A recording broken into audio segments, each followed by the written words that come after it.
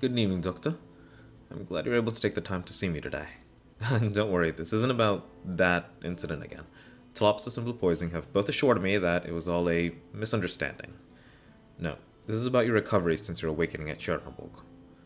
While your tactical expertise has blessedly remained intact, there's still a lot you need to relearn about Terra if you're going to use those skills towards a positive impact. Kaltsit has been getting you back up to speed with Terra's history. And your assistants often tell me, often you fall asleep at your desk as you churn through reports on the political landscape. PRTS even tells me you've been accessing quite an extensive library of mythological data ever since Nyong made contact. By all accounts, the operators under your command hold you in incredible esteem. But I wonder, how much do you know about the people under your command as well, people? What do you know about their wants, their desires, the things that give them pause? This sort of thing comes naturally to Almia, but capable young leader that she is, don't you think it'd be unfair to her to leave this entirely in her hands? Besides, I know you've been looking into your own past, the ghost you left behind. I don't think I have to explain to you that why a person acts can be as important as what they do. To that end, I've compiled a series of reports on your operators. I look into their pasts, their worldviews, and the challenges you might be able to help them struggle against. Of course, though I've compiled a report for you to listen to, I want this to be a dialogue, Doctor. My interpretations are as subjective and biased as anyone else's. If you'd like to argue your own beliefs, correct me on any points, or would simply like to request that our discussion focus on a particular person of interest, don't hold your comments back. I'll of course do my best to reply to your concerns, and will of course make edits and footnotes to my report. Now, let's begin. The operator I'd like to discuss today is... No matter how powerful one's spirit may be, there is no way to vanquish the inevitability of death. If there is meaning in life, if there is really something out there that can fight against chaos and nothingness, it has to be every emotion that I'm feeling right here and now, and the melodies they'll turn into. Let's start by going over some of Operator Virtuosa's background. I won't be focusing on lore, but it's important you have at least a rough baseline of context. Arturia is a sancta, recognized by the law of Laterano. That implies quite a bit, but most importantly, every sancta is capable of effortlessly understanding the surface emotions of sancta around them. This ability, known as empathy, is a key part of sancta society. Learning to readjust to life outside of Laterano, where this constant social glue is suddenly ineffective among other races, is a particular struggle for many traveling sancta. Though, of course, there are those who prefer the mental quiet. We have some of both types here on the landship. However, Arturia at a very young age discovered that her relationship with empathy was unique. If you know anything about Arturia, it's likely you know this. Her music allows her to draw out the deepest emotions and associated memories of those around her. Music can encourage a would-be hero to find the resolve to face deathly odds. Music can encourage a scoundrel to damn the laws that might have otherwise bound them. But her music cannot carve out a new path, only encourage people to walk down their paths without hesitation. She doesn't implant, control, or falsify what they feel. During this process, Arturia is able to experience their emotions alongside them. Unlike Sancta empathy, the audience does not gain any insight into Arturia in return. While her ability allows her to deeply understand others, it does nothing to let them understand her. More on that later. I'll be using the term empathy quite a bit, so it's also important to note that this ability is distinct from, and works on a deeper level than even Sancting empathy, and functions regardless of the race of her audience. According to an interview, she may have even brushed against the soul of a seaborn, which raises a number of questions we will not be getting into right now, about the exact mechanics of her arts. You can imagine how difficult it must have been for a young Arturia to develop her own emotions while being suffocated by the roar of emotions around her. All of it caused by arts that even our own experts, after hours of deliberation, fail to understand. Consider Amia, strong as she is, and how she might have grown quite differently if she didn't have a village of guiding hands when she gained her own empathetic abilities, Dokutah. As for Arturia, her support network has been shaky. Her mother followed her ideals to her grave, and her father broke down unwilling to accept the pain and anger he felt at his love's passing. Both of them having done so after being affected by her melody. Both forced to confront the feelings they'd buried deep in their hearts, though her father ultimately rejected what he saw. She eventually found herself fleeing Laterano, and specifically feeling Operator Executor. Though technically a distant relative, Federico was raised as her brother. Interestingly, he's a unique case himself and immune to her melody, but, well, that's a complicated knot for when we talk about him. I believe it was around this time Arturia developed particular fascination with death and a person's final moments. Though, in my interviews with her, I don't believe this fascination to be an adoration of it. In her own words, death is something to be faced, and faced with our truest feelings. To give you an idea of what I think she means by this, there's an event from when she was very young. Her mother had just passed, and while she played at her funeral, she peered into the hearts of the attendants. Many of them had disgraceful, secret, but true feelings beneath the somber sadness they showed others. You can imagine the chaos that developed when her melody pulled those feelings out, and then the events she would involve herself in later. Suffice to say that her music was involved in a variety of strange cases, many of them involving deaths. Though she retained her halo, Laterano saw her as a dangerous criminal. Whether they were right to do so, well, I'll leave politics to you, Dokutah. More recently, are the events in Leithania, which led Arturia to Rhodes Island and, more importantly, to a number of revelations for her. I believe the report is labeled as the, pardon my pronunciation, Julingsstorm Erbst incident, where Arturia was involved in a manifestation of the Witch King. It's quite an involved situation, so I'll skip the synopsis. I'll instead bring up some key moments as we go. With that, I think we have enough groundwork to begin. I've broken up my report into segments if you'd like to review the log in PRTS later, Dokutah. I'll never stop performing. Even if you, Doctor, are the one who asks me. Trauma is one thing, but freedom is another. My life is the same as the others. It will simply come to an end if I stop in my tracks. Amiya had a chance meeting with Arturia recently, and I was happy to hear that they bonded over their empathic abilities. During this time, Amiya expressed that she believed Arturia was beyond good and evil. I worry sometimes that she takes a bit too much after Calcit with her flowery expressions, but Arturia obviously does have a complicated morality. Consider that Federico has reported lawbreaking among those touched by Arturia's melodies. Consider that she began in Laterano, where there is a possibility that breaking laws might include the commandments, which would irrevocably alter their lives. Consider Loris, who she went out of her way to arrange a performance for. Consider that he was willing to swallow his pride and bow his head until retirement, but instead met a death they could have avoided had her music not reignited the heroism in his heart. Now, the heroism was truly his. His heroism saved Operator Ebenholz, and through that, perhaps countless more lives. All the while, Arturia hoped for him to succeed, for his soul and emotion to grant him the strength he needed.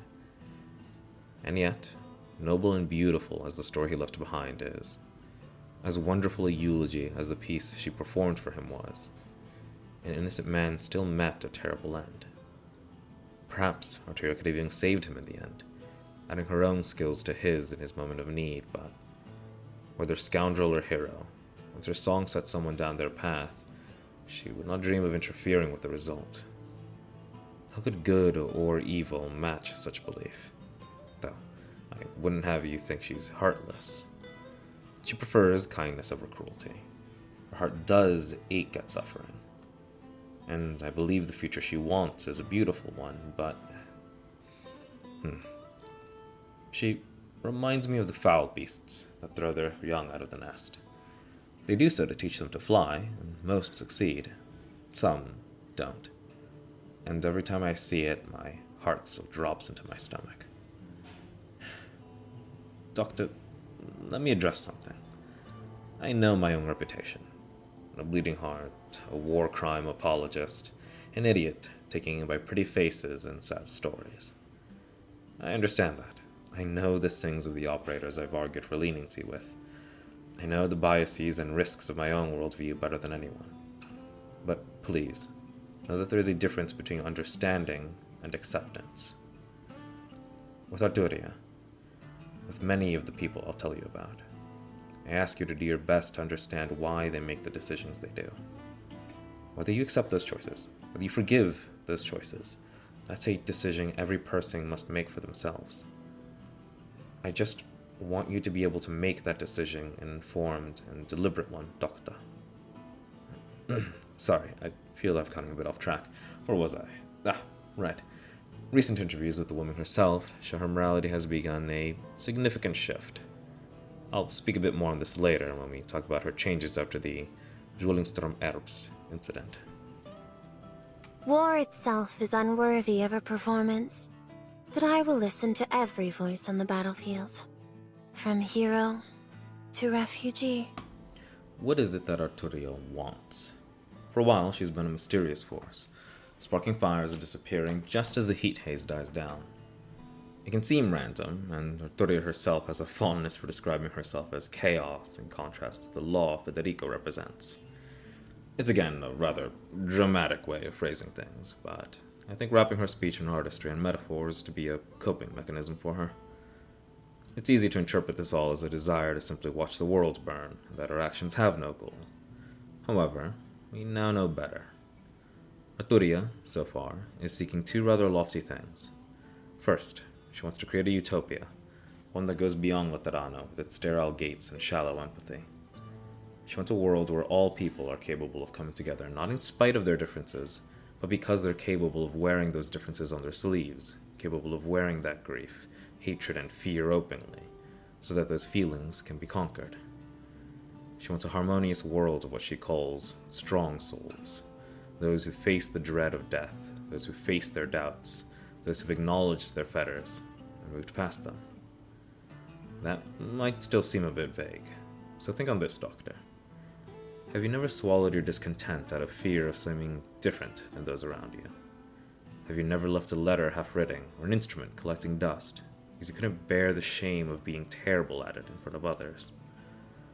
Have you never swallowed your anger at a friend for fear of destroying the relationship entirely if you voiced your true feelings? Have you never felt terrified that others might be doing the same? That their smiles might be hiding a slowly growing resentment rotting just beneath the surface? It's easier to just bury these feelings, to let the status quo string us along. We would be stronger, better, happier if we acknowledge those emotions and push past them. But the process hurts. There's always a chance that pain could break us. Always a chance that when our mettle is tested, that we snap. So, we don't. Arturia believes that the paradise she seeks will only be possible when we are all capable of walking that path.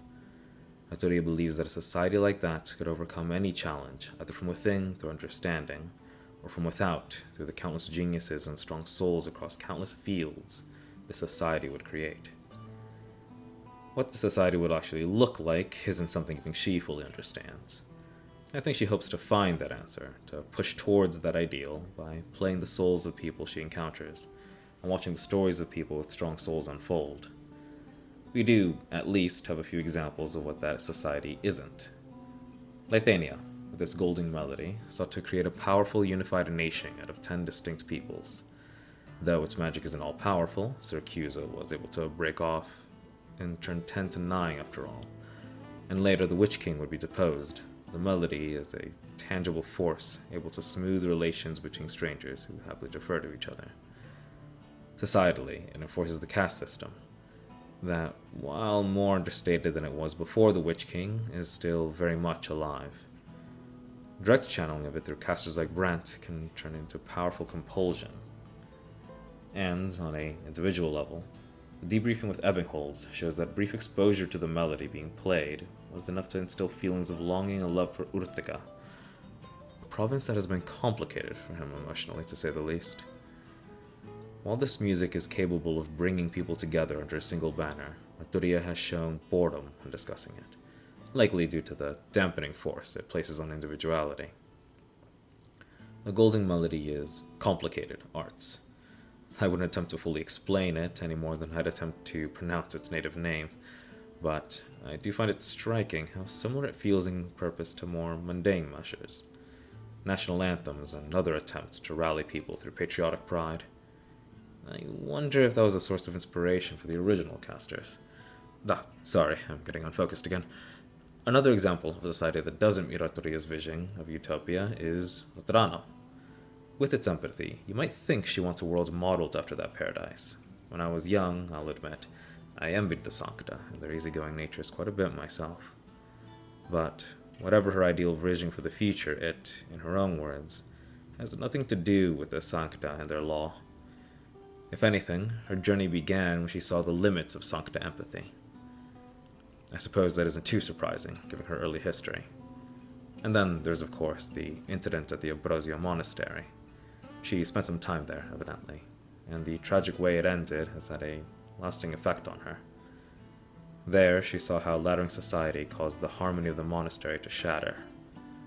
There, she saw how empathy failed to help two dear friends understand each other, both of them unable to understand why their empathy wasn't enough, until, finally, one fell from grace by accidentally killing the other in a fit of anger. There, she saw the ugly, desperate things people did as they struggled to protect what they each loved most about their shared home. No, I don't think it's a surprise at all that Loterano and its empathy, paradise that we call it, failed to meet her idea of perfection.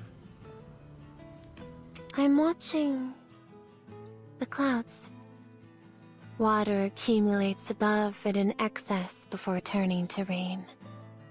Mater made just as natural a choice when she decided to leave.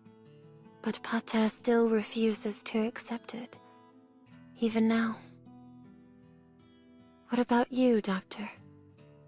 Will you also refuse to listen to the truest self that lies within you? Arturia has seen quite a few people in society's collapse, determined to keep them alive in her heart and echoing on the strings of her instrument a bit longer.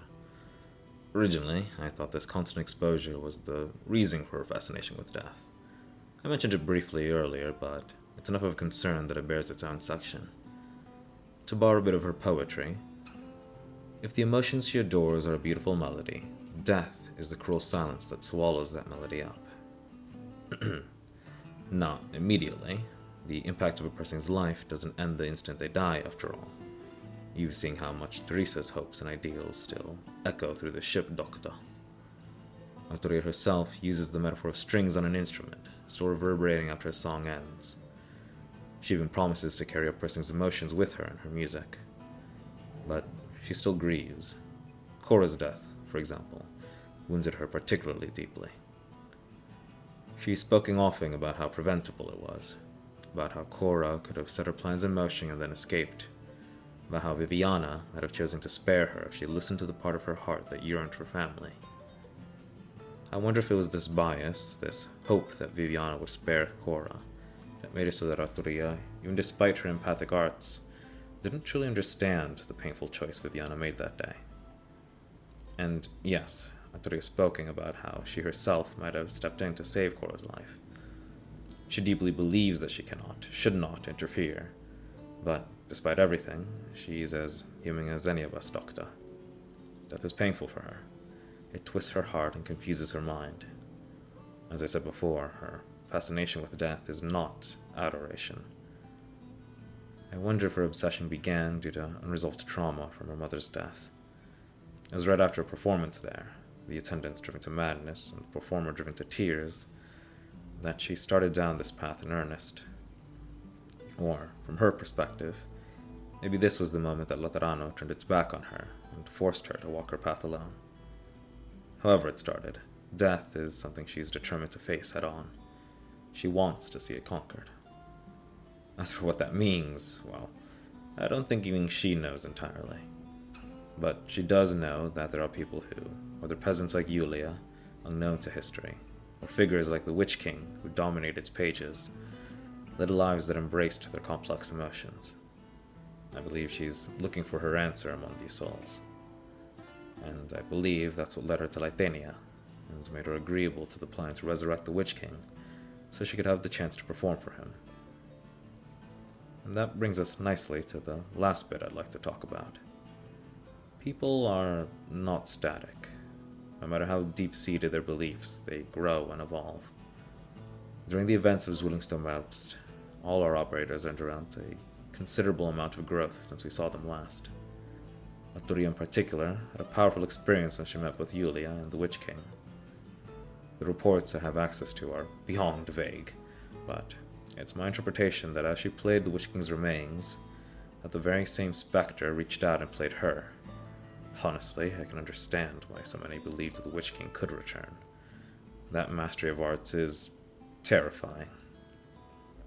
When she was forced to peer into her own heart, she was forced to accept the following. Despite the intensity of the emotions she had effectively collected over the years, she had been dulling her own.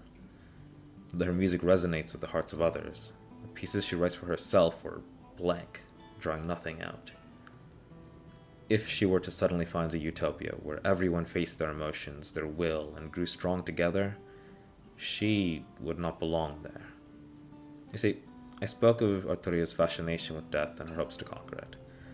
But she, despite all her performances to unshackle her audience, despite all her wandering, she has yet to take a significant step towards that dream. All these years, while she wraps herself in the emotion and stories of others, she ignores her own terror at the silence of death, ignores the resentment she felt ever since the death of her mother, ignores the doubts she has that she'll ever find an answer. Her meeting with the Witch King made her realize that. In Federico's report, she was listless for a time, not bothering to banter with him when he caught up with her, and even encouraging him to pull the trigger when he aimed a gun at her. She was despondent, the borrowed emotions she'd collected over the years leaking out of her through the gash made by the Witch King's piercing statements. Yet, when she saw the nobles of Leithania falling into their own depression, just barely hanging on to the most important pieces of their sanity, she found the resolve to finally act. She described what happened next as her finally playing herself. Our Conference of Arts experts call this performance unique, but can't quite explain why. At the scene, Federico judged that her performance helped both the civilians and the operators hold on to their sanity long enough for the tragedy to be resolved. I'll admit that I do hope their familial relationship can be repaired, for both of their sakes, and Federico protecting her performance made me hopeful. As for the performance itself, my own personal belief is that by using her own emotions as a base of sorts, her arts were capable of being selective about what kind of emotions she draws out of people. Not just their deepest emotions, but their deepest emotions that resonate with hers. At the time, I believe the theme of her song was hope. Later on, in a much smaller scale incident, I believe she was playing a melody with the theme of death, or perhaps grief, that resonated with Amia. And, actually, I think that's enough for now, don't you, Dokutah? Oh, there's still quite a bit to talk about. Her chat with Evangelista, for one, and the title she was given. The quirks she's developed on the land ship, her particularly affectionate manner of speaking to you, and some of the eccentricities in the way she speaks of her memories as though she were borrowing the memories of others. But we can talk about Operator Virtuosa's future another time. And besides, I did say I wanted this to be a dialogue. What are your thoughts on the plainly dressed Sancta? Rest well. I don't need to mix any illusiones into this lullaby. Your dreams are already colorful enough.